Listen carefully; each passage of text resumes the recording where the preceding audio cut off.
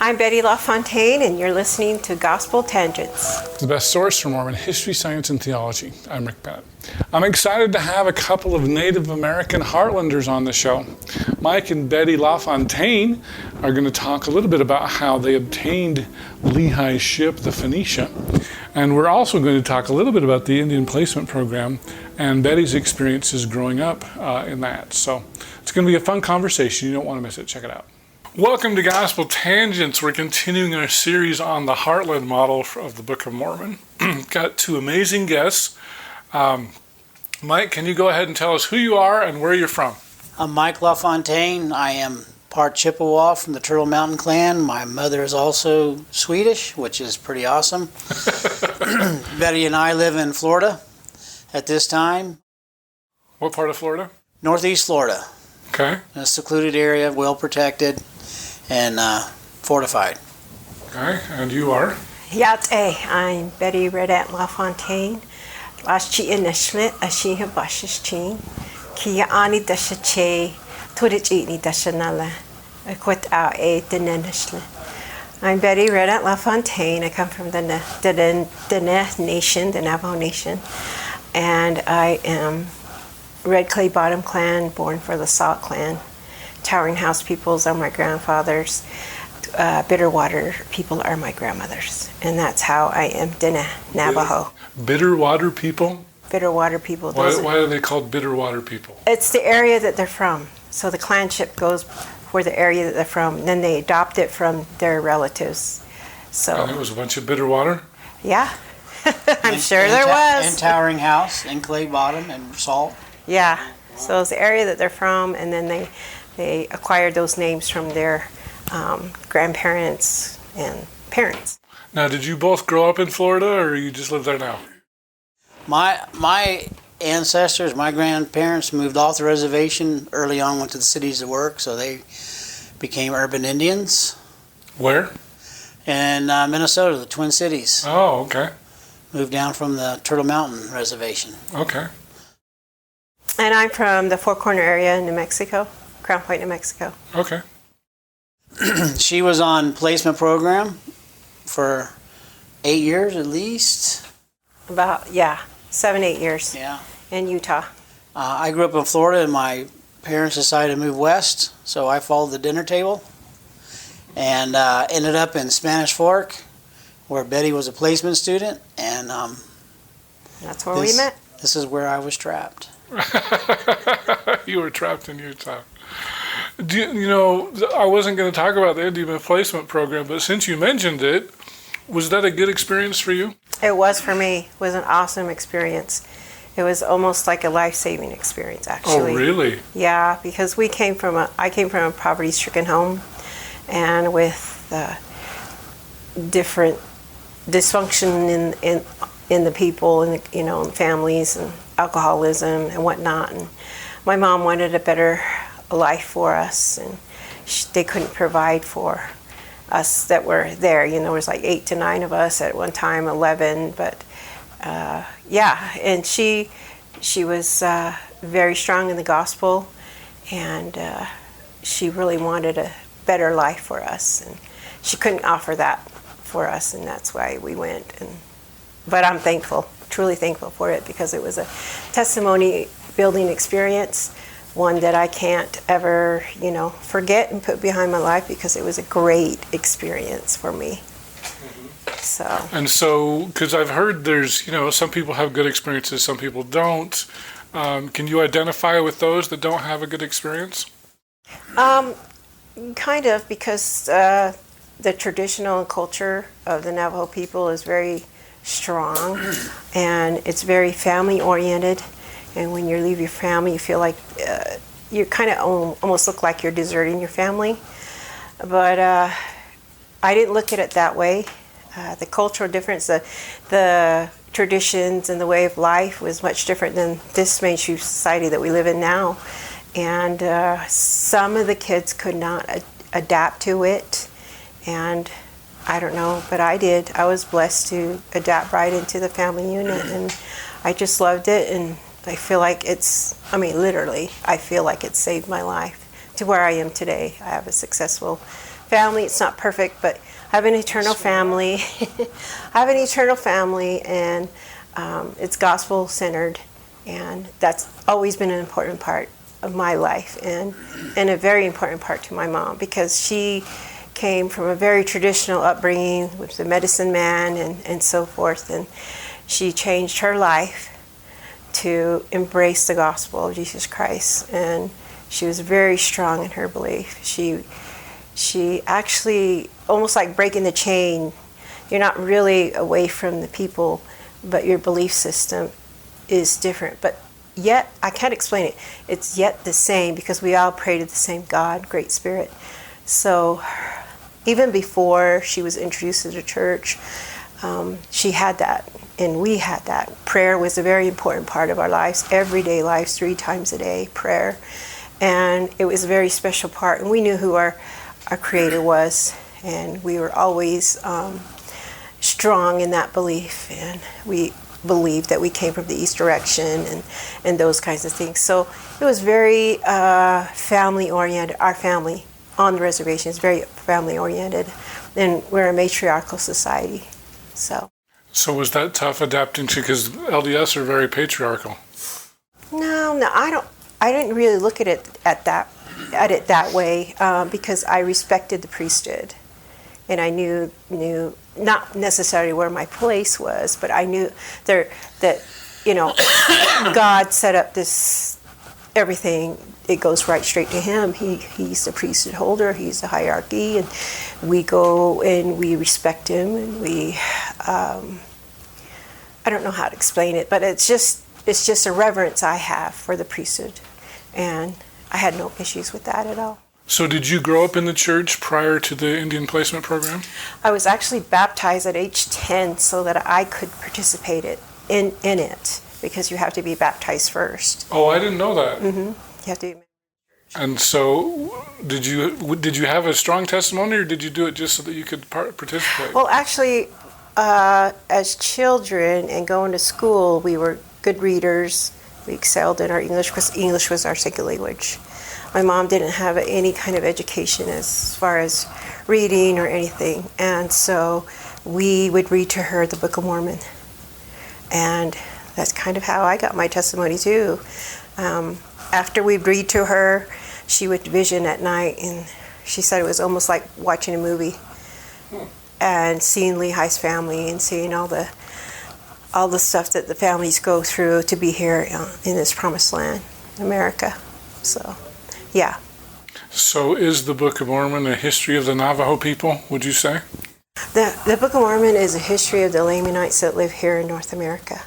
Would you consider yourself a Lamanite? Oh, yes. Yes, we do. We do.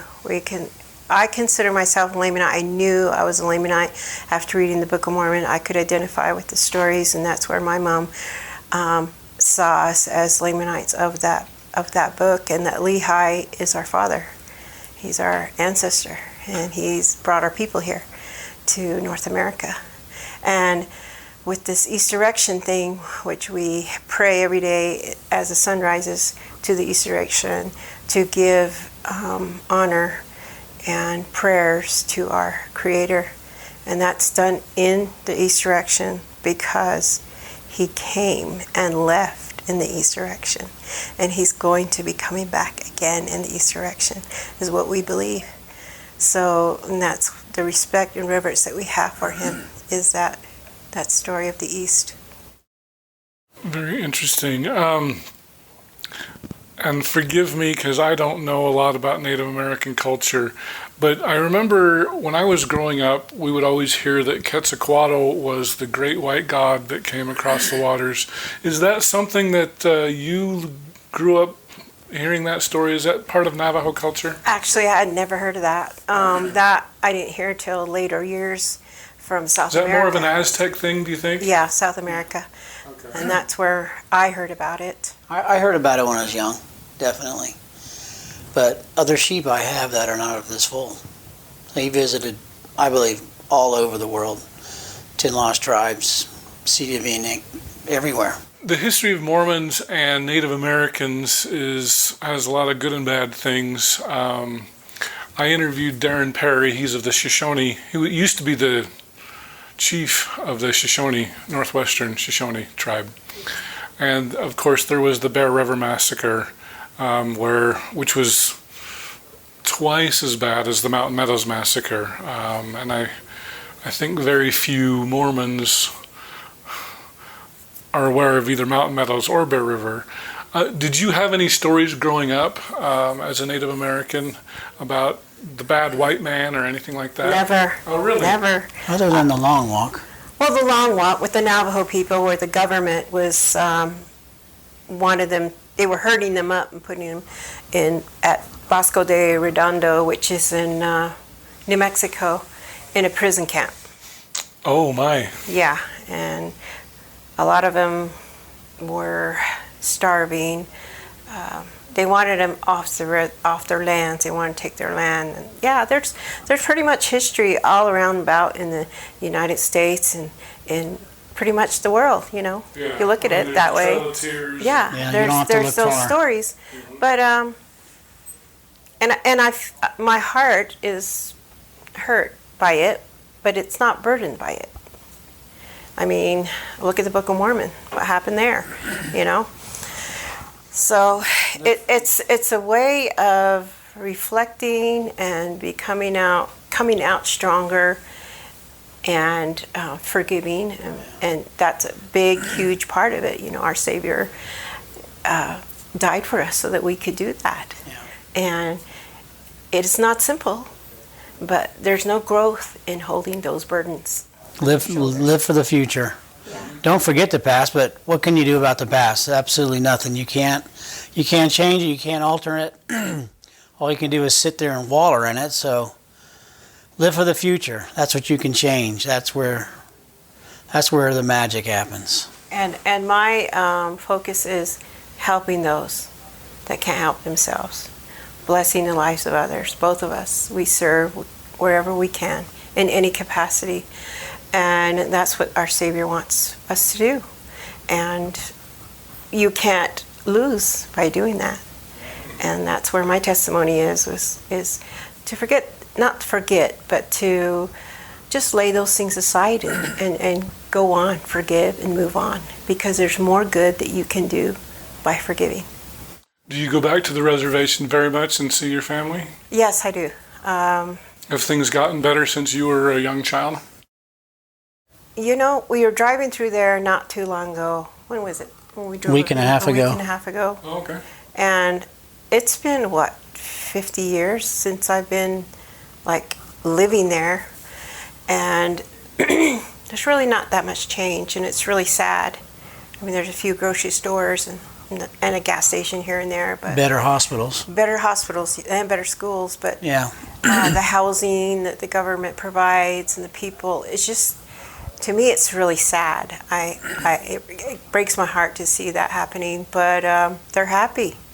You know, that's the way they want to live, and I respect that, and I love them, and it's a day-to-day struggle for a lot of them, because you can't, living on the reservation, you're not able to be an entrepreneur. You can't own a store, a grocery store, a business. Why not?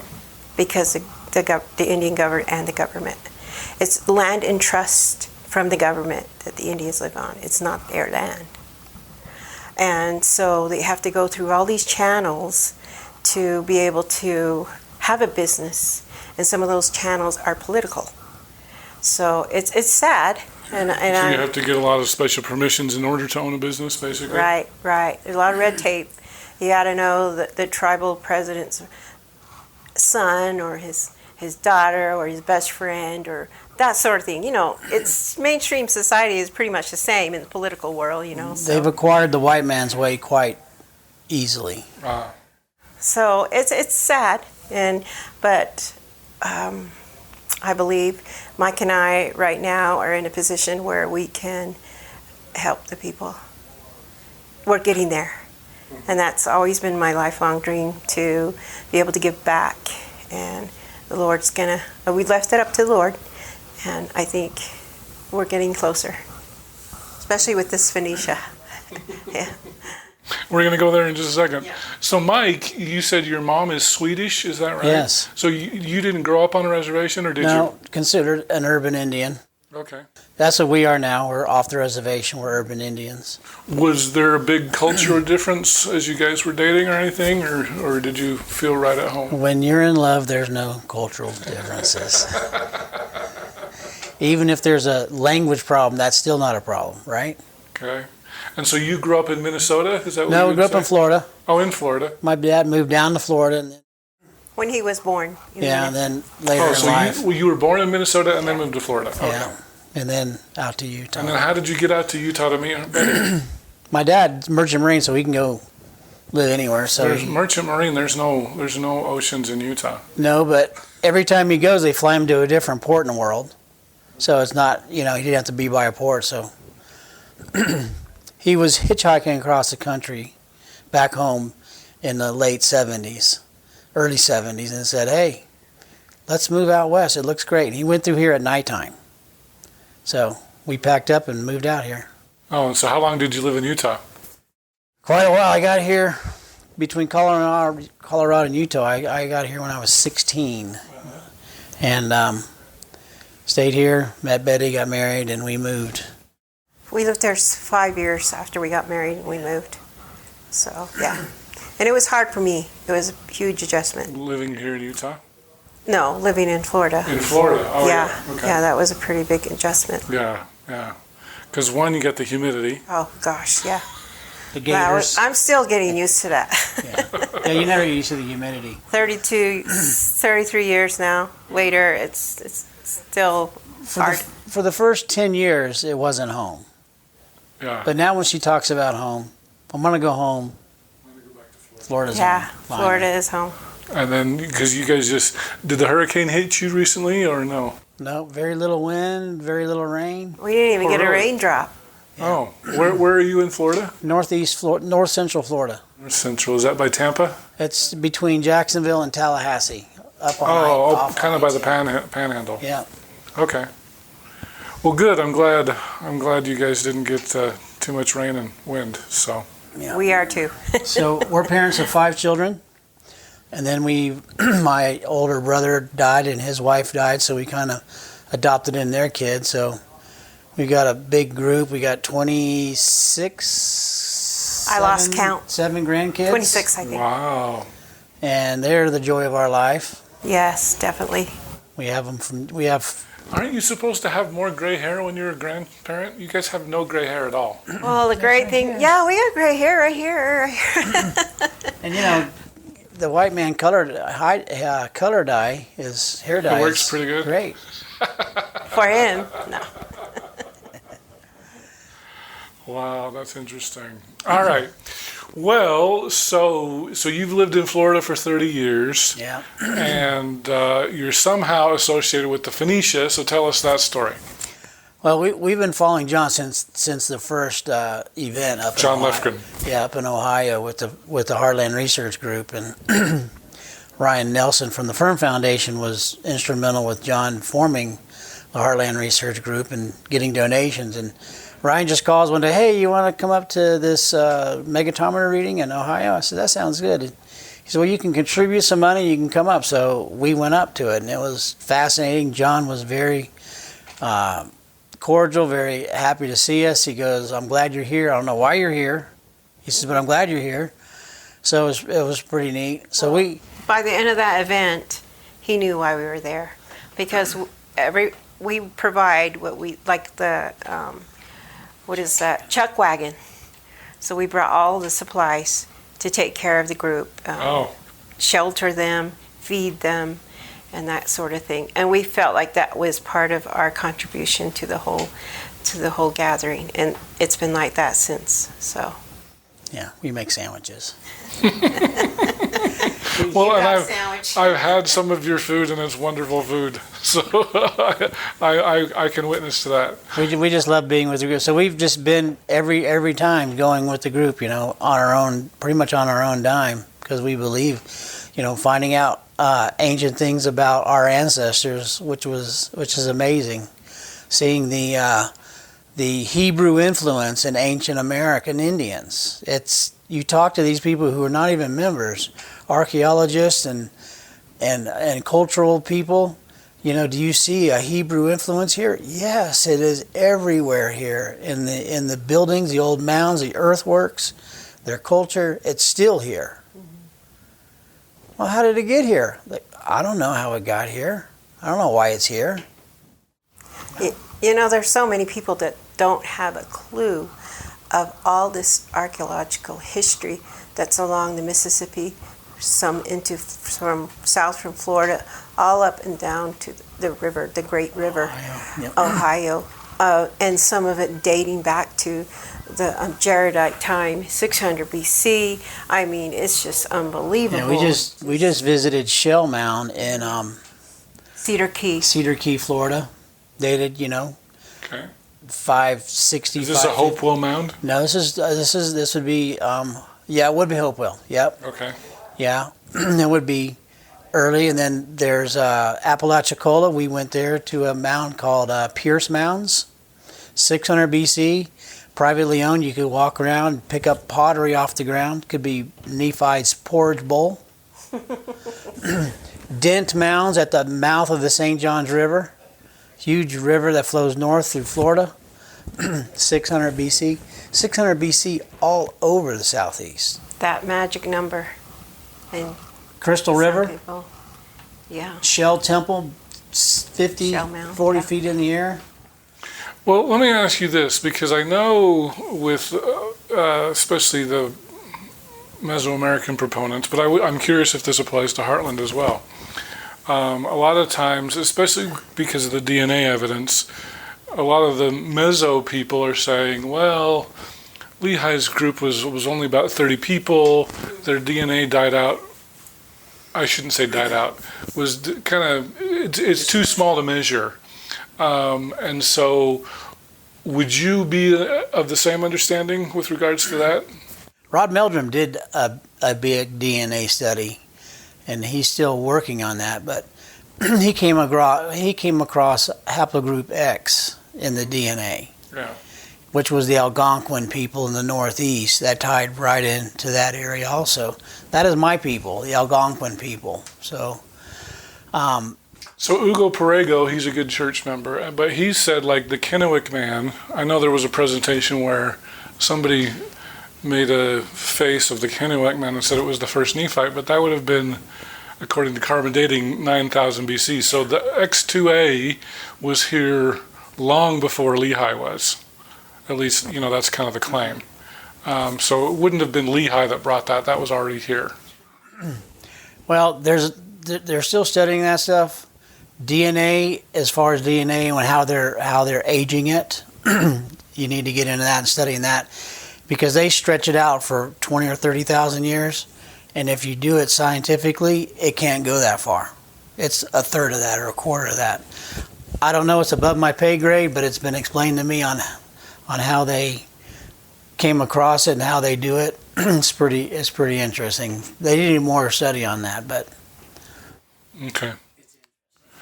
So anyway, let's jump back to the Phoenicia for a second. You were in Florida when Philip came into Florida, is that right? Yeah.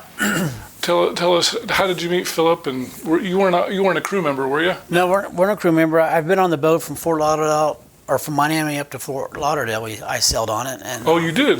Yeah, that was freaking awesome on my birthday. Oh, wow. But when Philip came to town, we knew it. We've been tracking them, for years, and people here in this country, people part of the Heartland movement, would love to have the boat, So we went down there to meet them in Fort Lauderdale, Miami. Got a picture here. This is Philip's book. I don't know if you ever seen this yet. I've got an autographed copy. You got an autographed copy. That's awesome. And Betty and I met Philip here.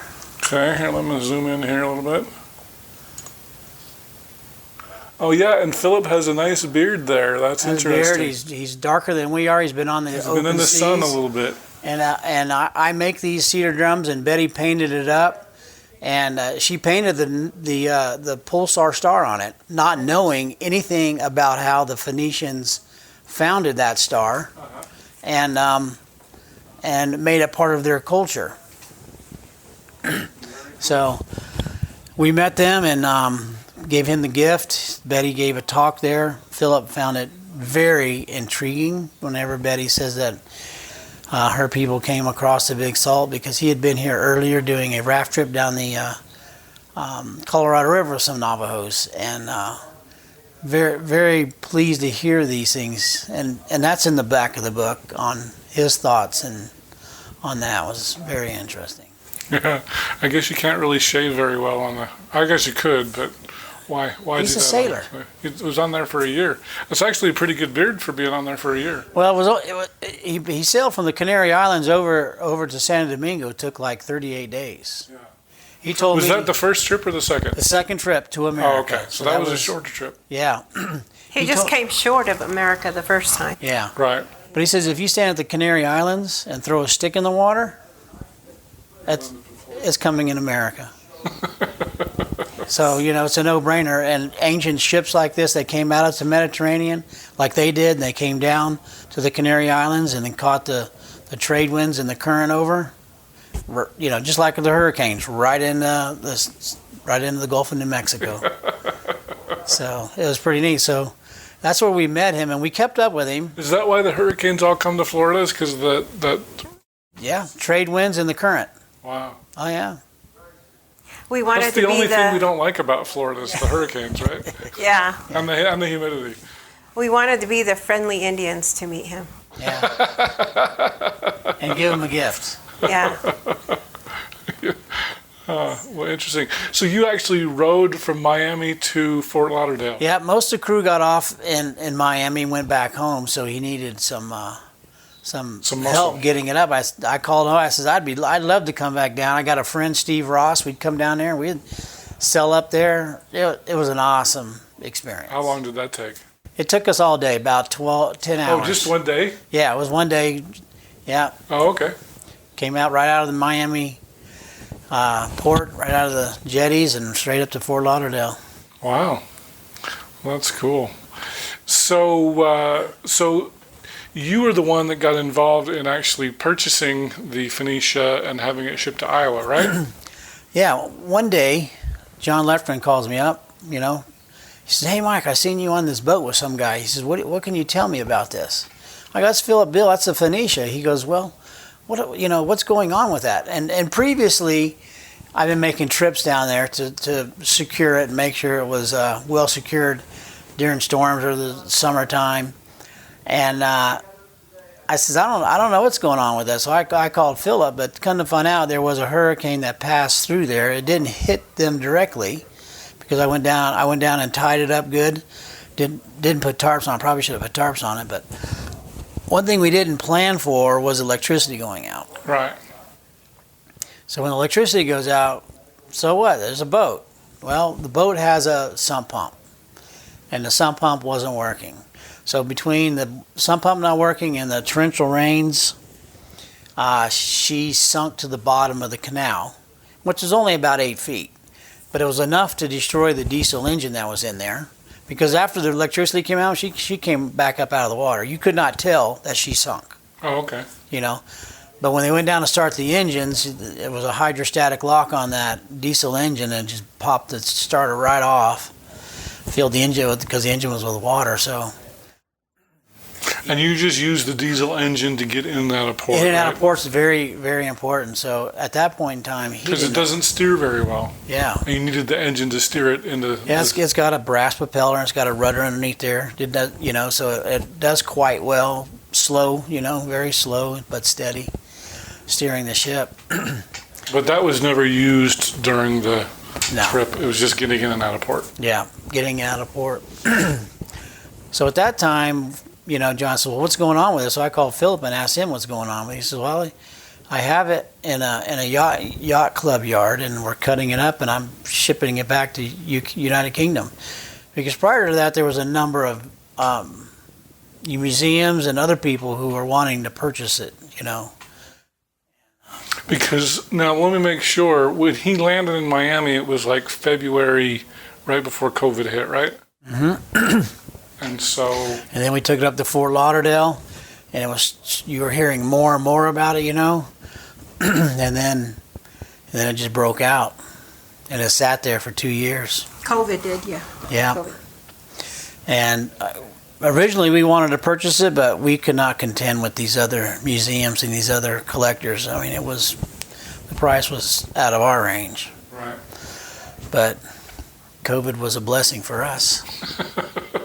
So I called him. I says, "Is it for sale?" And he says, "Yeah, it's for sale." I says, "That's awesome." And he named the price, which I thought was awesome too. So he already had one container in England, and half of it was still here. And John, he's ready to jump on a plane to go to England and talk to Philip. I said, "Well, I think we can do this by Zoom." Save So- a few bucks. There were a few people in the group. You don't get to go to England. Yeah. I know. That's worth something, right? Yeah, there were a few people in the group that were Not Opposed. real happy about it. opposed to it, but In the Heartland Research Group. yeah. But Betty came and saved the day. She Yeah. That's what they say. she came in and threw down some Numbers. numbers and saying we will personally help ourselves. But it was pretty much John and the Heartland Research Group are the owners of it. It's a nonprofit organization, and we are so happy to have it. The other container got shipped to Iowa. It's not Iowa. We Yeah, have the one Iowa. in Iowa. Yeah, Montrose, Iowa. So these are those big shipping containers. Do those just fit on a diesel truck, and Yep. basically you drove it across land? We had it shipped from Fort Lauderdale to Iowa, and then we fortunately found a 65-foot by 65-foot building, 20-foot ceilings to put it in.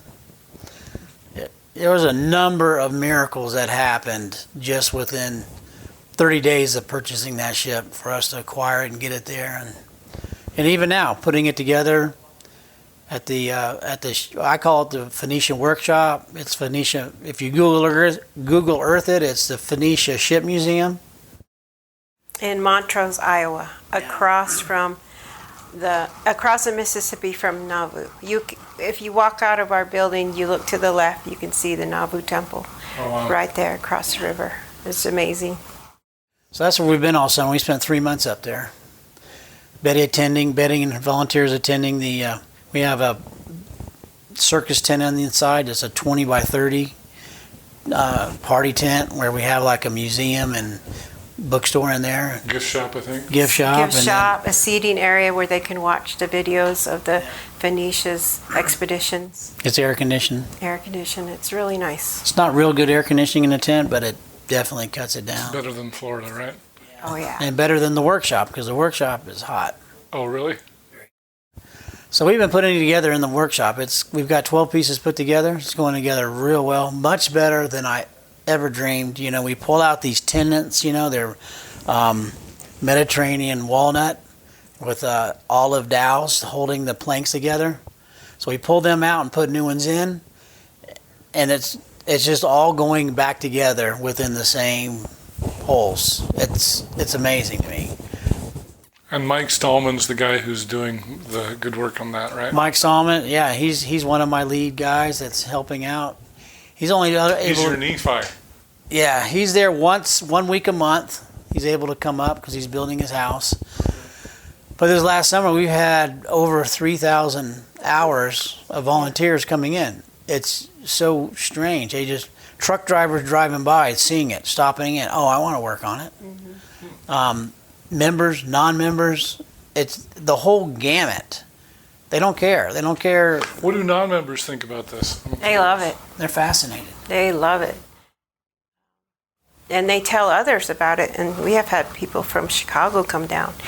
And we've had teachers and, they want to learn about it. They want to know more about it. So, They want to touch it. yeah. That's one big thing, too. They want to touch it. Yeah. So. Well, cool. So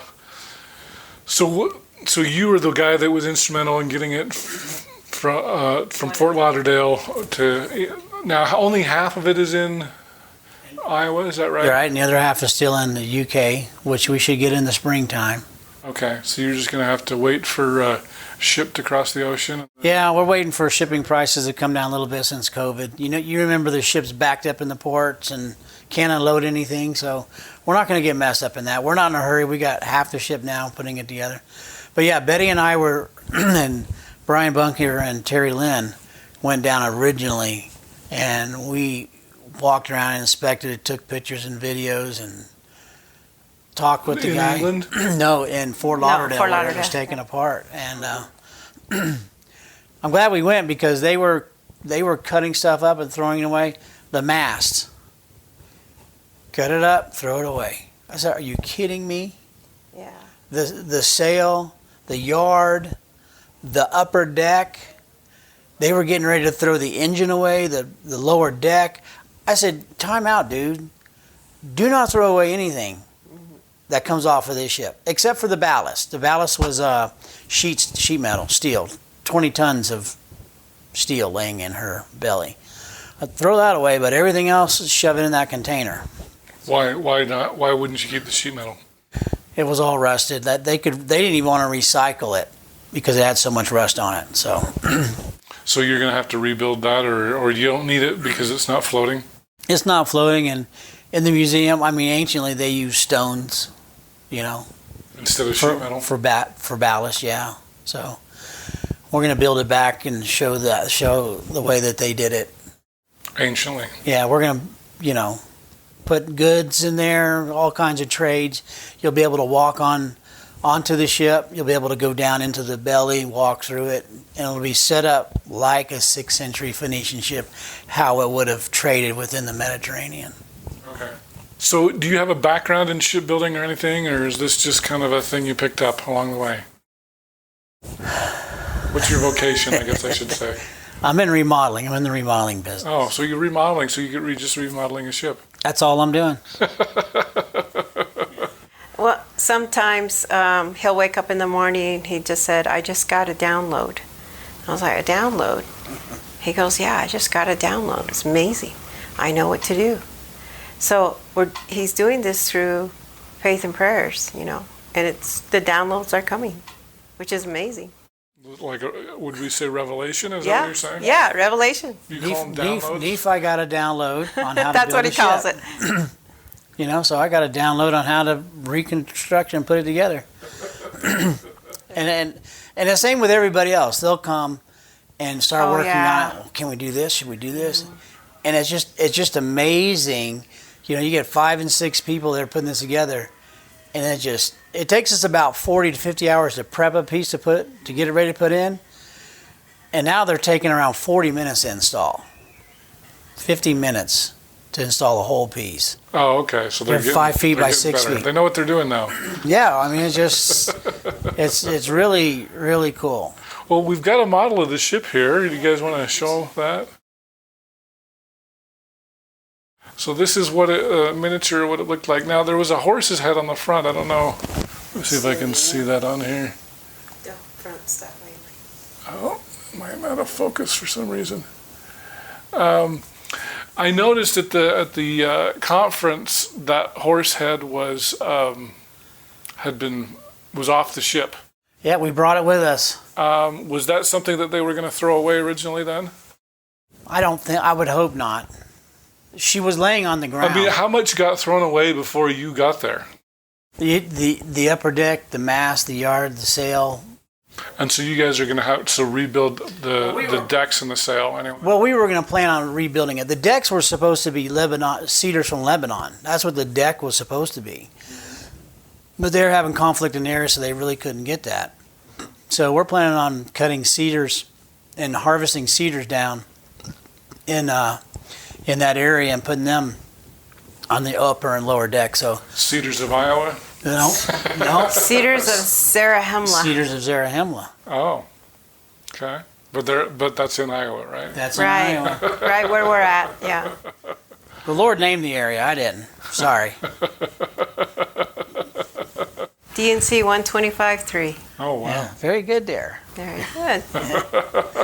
But if people want to work on it, it's Phoenicia.rocks. We will have, last year we had it, we haven't had it this year, but we'll have a schedule on there. You can schedule in a day to come and work, a half a day, a quarter day, a full day. Some people come and work for 2 weeks, They come from Arizona, they come from Portland, California, New Mexico, Pennsylvania. And we're trying to work out a place for them to stay overnight. We're at a very minimal cost. And we try to help. Yeah, we try to accommodate them, and even with food a little bit during the day while they're at work. She does a camp feed every day. Yeah. And a little bit better than that, but a camp feed. We really appreciate all those who are involved in this humongous project. At first we thought, what are we doing? Here we are, 2 little Indians, getting involved in something that is bigger than we anticipated. But when we got there, we started working on it, and the flow of people that were coming in, they were just taken back by such a great cause, and they believe in it, and they go away. I'm sure they go away thinking, what the heck? 600 BC?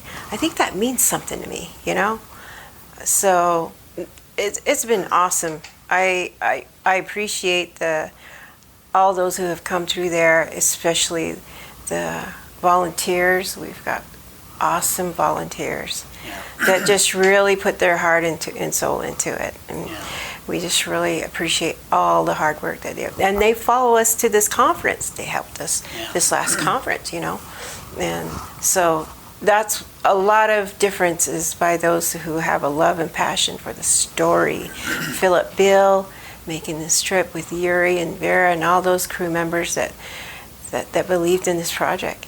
And not really knowing what we would acquire, the meaning behind the 600 BC, the Book of Mormon and all that.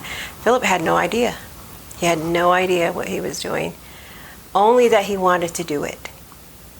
And then when we got a hold of it, he's just a great, kind, gentle man. I don't think he gets what he's really done, and we keep reminding him of that. And John praises him all the time. So, yeah. The Field of Dreams is probably 3 hours north of us. Oh, really? Yeah, we've been up to there. So if you're a baseball fan. Yeah. And, come by there, yeah. It's kind of like if you build it, they're coming, but we haven't built it yet, but they're still coming. So if they build it, they'll come, and that's what they are doing. Yeah. So it's pretty neat. In 3 months to see what we've done, 3,000 man hours of volunteers, and how do you do that the first year? So when were you kind of negotiating this? What was the approximate time frame? Was that just this year? Yeah, the 16th of this month was 10 months ago. Okay, so 10. Okay. This month. So January basically. Yeah. So January you were negotiating it, and then you got it out here. That is pretty quick. I was in Independence for John Whitmer in September, and we went to the LDS Visitor Center, and they were like, "Hey, we got these little, almost the size of postcard, Phoenicia," and I was like, "What is this?" There's our great volunteers getting the information out there. Yeah. So that's what we rely on. People like you get the information out there to people. Come by, bring your family, do a family reunion. If you're in Nauvoo, bring your family over. We'll block out a time for you and your family. And I'll put in a relatively inexpensive place to stay is the Community of Christ has a campground in Nauvoo. Now that you guys are going to have when's the ferry going to come in? Do you have any idea? In the spring sometime. Springtime. Yeah, we're going to work on getting a ferry back and forth. Between Nauvoo and Montrose. And Montrose, yeah. And as well as there's nothing better than coming to Nauvoo and then getting on the river. It's the River Sidon, for heaven's sakes. You go up and down the river, you go and you see the temple from the river. It's really neat. You get to see the wildlife, lots of bald eagles. Oh, yeah. Beautiful. It's just a different world out there on the river. I'm a river guy, so. Well, and plus Mark Twain, right? Yeah. Yeah. There's a lot to see. There's a lot to see in that area. He's downriver a little bit, but yeah. Mm-hmm. I always think of Huck Finn, so. But when you go to www.phoenicia.rocks, you'll be able to go to that page, sign up. There will be a place to sign up where you can actually, volunteer. And there's more information on where to stay if you need a place to stay. Also this summer we plan on holding the first powwow, Indian powwow, at the Heartland Research Group warehouse. So we're in the works with that. We're going to also have different shows coming there, like arts and crafts shows. Community show and tell. Community show and tell, archaeology that they found and they'd like to share so people could see. Just because there's a lot of artifacts in that area. Yeah, we come to, it's amazing the amount of people that come by with boxes of stuff. Mm-hmm. Hopewell. Some Adena, but mostly Hopewell. Arrowheads, farmers that are finding, farmers. It's really neat. Well, very good. I'm trying to remember what else is there that we need to talk about. One interesting thing that happened when we brought the container up to Iowa, Betty didn't come because she was in warm Florida and we were in freezing Iowa. and we unloaded the container into the building and Betty goes, "Have you seen the eagle yet?" I says, "What eagle? What are you talking about?" And not long after that, I guess you guys were at the building. It was kind of cloudy that day. Finishing up. And you were finishing up, and it was cold. And John, was he sitting outside? Well, we walked out the front door of the building, okay. And the building's probably about 35, 40 feet high. This is the Phoenicia Museum. Yeah. A bald eagle flew over to the point, flattered its wings right there, and then flew off south. John said he circled. And so when I was at home, I have a connection with the eagles and the birds and nature. It's just part of my upbringing of who I am. And I saw the eagle, and I saw in my mind's eye the eagle. And I said, "Mike, the eagle's coming." And he's like, "Okay." And that's when John said that eagle came and hovered over the Heartland Research Group building and circled the building. And I told Mike, I says, he's giving his blessing on this project, this Phoenicia. So we look to the eagle as a sacred bird. And is this a bald eagle or a golden eagle? Bald eagle, as a messenger, a protector, as natives. So that was quite. That was a good sign. Yes, that was, and it was a blessing to see that for them. And John said, "I've never seen a bird do that. I've never seen a bald eagle since I've been here." Yeah. So it was neat. And they migrate there. They stay there, don't they? They winter there in the winter, and they nest there during the winter. Yeah, they look for parts of the river that are broken so they can still fish. You find a part of the river that's, the ice is not forming yet, you'll see 25, 30 bald eagles around. It's really awesome. It's a beautiful sight, yeah. Montrose is known for that. One thing they're known for is those eagles that come. And is that kind of a Native American thing with the bald eagles? Is that? Mm-hmm. Okay. Very sacred bird, messenger to Great Spirit. Most of the regalia that natives wear is from the bald eagle. Bald eagle and the hawk. Okay. Well, very good. Well, anything else we should know? I can't think of anything. Very good. Thank you for having us. It's been awesome. Yes, thank you. Well, Mike and Betty LaFontaine, thank you so much for being here on Gospel Tangents. Thank you. It's been great. Thank you.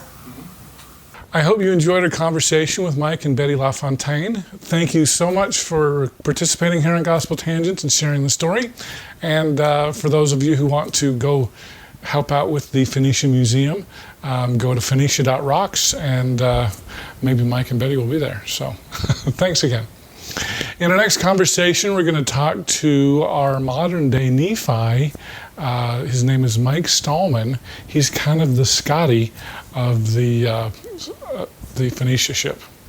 A big crane appeared out of nowhere, literally, and we got it unloaded and got the container sitting right in front of that building, which then subsequently unloaded and put it in the building. And it was just a giant, like a box of Legos dumped out on the ground. If you like what we're doing here on Gospel Tangents, please become a paid subscriber at gospeltangents.com or patreon.com/gospeltangents. We've got full transcripts on our website at gospeltangents.com. And if you'd like to check out some of our other conversations, click over here. Thanks.